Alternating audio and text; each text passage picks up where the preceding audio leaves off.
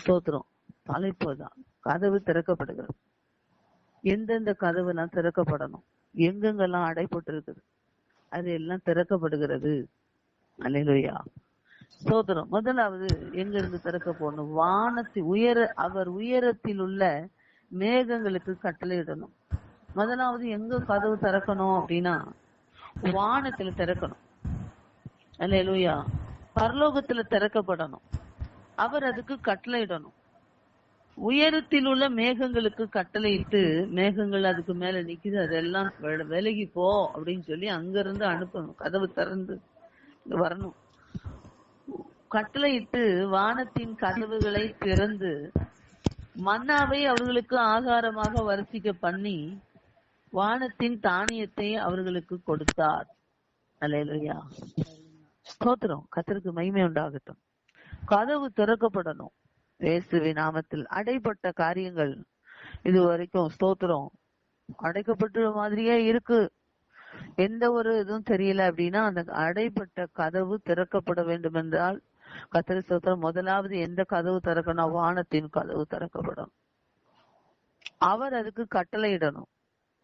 கர்த்தருக்கு மகிமை உண்டாவதாக. கட்டளையிட்டு அவர் அங்க கதவை திறந்து அங்க இருந்து மன்னா வரணும்.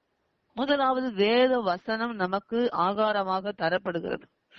வேத வசனத்தை ஆகாரமாக நம்ம எடுத்துக்கொள்ளும் போது அவைகளின் மூலமாக நம்ம முதலாவது என்ன உண்டு அப்படின்னா சரீரங்கள் இருக்கிற பலவீனங்கள் வெளியேறும். சரீரத்துக்குள்ள கட்டி வச்சிருக்கிறதான பல காரியங்கள் விடுதலையாக்கப்படும். கர்த்தருக்கு மகிமை உண்டாகட்டும். நம்ம ஆவி ஆத்மாவில முதலாவது விடுதலை, இரண்டாவது நம்ம குடும்பத்துக்குள்ள விடுதலை, மூன்றாவது ஆவிக்குரிய எல்லா ஆசீர்வாதங்களுக்கும் அதுக்கும் விடுதலை. ஆண்டவர் நமக்கு ஸ்தோத்திரம் ஆவிக்குரிய ஆசீர்வாதங்கள் நமக்கு ஸ்தோத்திரம். ஒருவேளை அதெல்லாம் ஒண்ணுமே இல்லாத போல அமைதியா இருக்கு, ஆவிக்குரிய வாழ்க்கை ஒண்ணுமே இல்ல, ஸ்தோத்திரம் ஜெபித்தாலும் ஜபாவி வர மாட்டேங்க, அபிஷேகம் பெற்றிருக்கேன், அபிஷேகத்தை எனக்கு காணவே காணும், ஏதோ இருக்கேன், ஏதோ ஒரு மாதிரி போயிட்டு இருக்கேன் அப்படின்னு சொன்னா அந்த ஆவிக்குரிய வாசல் திறக்கப்படும். அல்லேலூயா, ஒன்னொன்னா நடக்கும். அப்ப எங்க போனா வானத்துல திறக்கப்படணும். மேகங்களுக்கு ஒரு கட்டளை இடணும். வானத்தின் கதவு திறக்கணும். ஆண்டவர் இன்றைக்கு சொல்லி இருக்கிறார், கதவுகள் திறக்கப்படுகிறது. அப்புறம் மன்னாவை கொடுக்கிறார். மன்னாவை கொடுத்து ஆகாரமாக அவர் வரிசிக்க பண்ணுகிறார். வரிசிக்க பண்ணி வானத்தின் தானியத்தை அவர்களுக்கு கொடுத்தார். தூதர்களுக்காக வச்சிருக்கிற அந்த சாப்பாடு, தூதர்களின் அப்பத்தை மனுஷன் சாப்பிட்டான், அவர்களுக்கு ஆகாரத்தை பூரணமாய் அனுப்பினார். நமக்கு பூரணமாக எங்க இருந்து வரணும் அப்படின்னா பரலோகத்திலிருந்து முதலாவது வரணும். சரி, அது கட்டளையிட்டார், அந்த ஆகாரத்தையும் வரிசை பண்ணி இருக்கிறார். இப்ப அந்த ஆகாரத்தை நம்ம எப்படி சாப்பிடணும்? பூரணமாய் சாப்பிட. அந்த ஆகாரத்தை பூரணமாய் அனுப்பினார். அவர் அனுப்பினது பூரணமா தான் அனுப்பி இருக்கிறார். நாம் எவ்வாறு அதை உட்கொண்டு இருக்கிறோம் என்றுதான் பொருள். நாம் அதை உட்கொண்டு இருக்கிறோம். நம்ம எப்படி அவர் பூரணமாய் அனுப்பி இருக்கிறாரே, வானத்தின் கதவை திறந்து தூதர்களுக்குள் கொடுக்கக்கூடிய மன்னாவை அவர் வரிசை பண்ணி இருக்கிறார். அதை நாம் ஸ்தோத்திரம் உட்கொள்ள வேண்டும். பூரணமாய் அவைகளை விசுவாசிக்கும்படியாகவும் அவைகளை உட்கொள்ளும்படியாகவும் அவைகளின்படி பிரதிபலிக்கும்படியாகவும் ஆண்டவர் கதவை திறந்திருக்கிறார். இந்த நாள்ல வானத்தின் கதவு திறக்கப்படுகிறது. முதலாவது தேவை வேத வசனம். வேத வசனத்தை நம்ம சாப்பிடதான் அவைகள் உள்ள போக போகதான் விடுதலை உண்டு.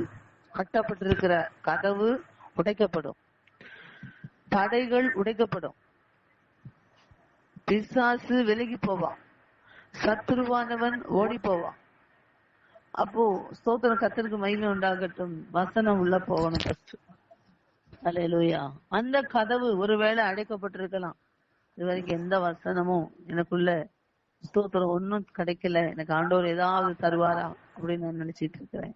எனக்கு ஒரு விடுதலை தருவாரா, எனக்கு ஒரு ஸ்தோத்திரம் விடிவு காலம் உண்டா அப்படின்னா வானத்தினுடைய கதவுகள் திறக்கப்படணும். அந்த கதவு திறக்கப்படுகிறது. அது திறக்கும்படி ஆண்டவர் கட்டளையிடுகிறார். அல்லேலூயா, கர்த்தர் நல்லவர். இன்னொரு வசனத்தை காமிக்கிறேன். சங்கீதம் 107 15. 107வது அதிகாரம் 15வது வசனம். கர்த்தர் வெண்கல கதவுகளை உடைத்து இருப்பு தாழ்பாள்களை குறித்தார் என்று அவருடைய கிருபை நிமித்தமும் மனுபுத்திரருக்கு அவர் செய்கிற அதிசயங்களின் நிமித்தமும் அவரை துதிப்பார்களாக. இப்ப எந்த கதவை திறக்கணும்? இப்போ வெண்கல கதவை உடைக்கணும். அதனால வானத்தின் கதவை திறக்கணும், ஆண்டவர் அதுக்கு கட்டளையிடணும். இப்ப 2வது வெண்கல கதவுகளை உடைத்து இருப்பு தாழ்பாள்களை முறித்தார் என்று ஸ்தோத்திரம். அவருடைய கிருபை நிமித்தம் மனுபுத்திரருக்கு அவர் செய்கிற அதிசயங்கள் நிமித்தம் அவரை துதிப்பார்களாக. ஆண்டவர் இப்போ வெண்கல கதவை உடைக்கணும். வெண்கல கதவு எங்கெல்லாம் இருக்கு, எந்தெந்த குடும்பத்துல எல்லாம் இருக்கு, எந்தெந்த இடத்துல எல்லாம் வெண்கல கதவு இருக்கு. வெண்கலம் ரொம்ப உறுதியானது, ரொம்ப ஸ்ட்ராங்கா இருக்கும். அத உடைச்சு எடுக்கணும் ரொம்ப கஷ்டம். அவர் வெண்கல கதவு மாதிரி அடைச்சு வச்சிருக்கிறான்.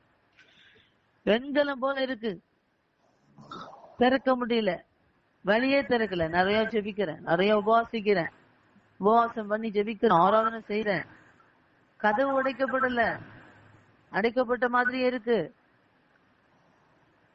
அது வெண்கல மாதிரி இருக்கு, இது வழியே கிடையாது போல அப்படின்ற மாதிரி இருக்குது. இப்ப அந்த கதவை உடைக்கணும். கர்த்தர் வெண்கல கதவுகளை உடைத்து இருப்பு தாழ்பாள்களை முறித்தார் என்று கேள்விப்பட்டிருக்கீங்க. கர்த்தர் இரும்பு தாழ்பாள்களை முறித்து போடுவார், வெண்கல கதவை உடைப்பார். அவருடைய கிருபை நிமித்தமும் மனுபுத்திரருக்கு அவர் செய்கிற அதிசயங்களின் நிமித்தமும் அவரை துதிப்பார்களாக. அல்லேலூயா. 2வது வெண்கல கதவை உடைப்பார். 3வது இருப்பு தாழ்பாளை முறித்து போடுவார். அல்லேலூயா. உங்க வாழ்க்கையில அது போல ஸ்தோத்திரம் சந்திக்கிற ஒவ்வொரு நாளும் நாம் கடந்து வரும்போது நம்ம வாழ்வாதாரத்துக்கு தேவையான காரியங்களை சில வேளையில அடைச்சு வச்சிருப்பான்.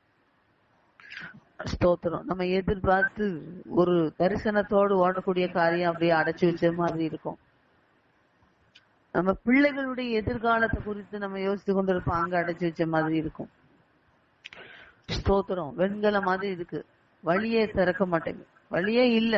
நல்லா செபிக்கிறேங்க, நல்லா ஆராதிக்கிறேங்க, வேதத்தை நேசிக்கிறேங்க, ஆண்டவருக்கு கீழ்ப்படிந்துதான் நடக்கிறேன், என்னை அர்ப்பணித்து தான் நடக்கிறேன், ஒப்பு கொடுத்திருக்கிறேன், ஊழியம் செய்யறதுக்கான என்ன ஒப்பு கொடுத்திருக்கிறேங்க,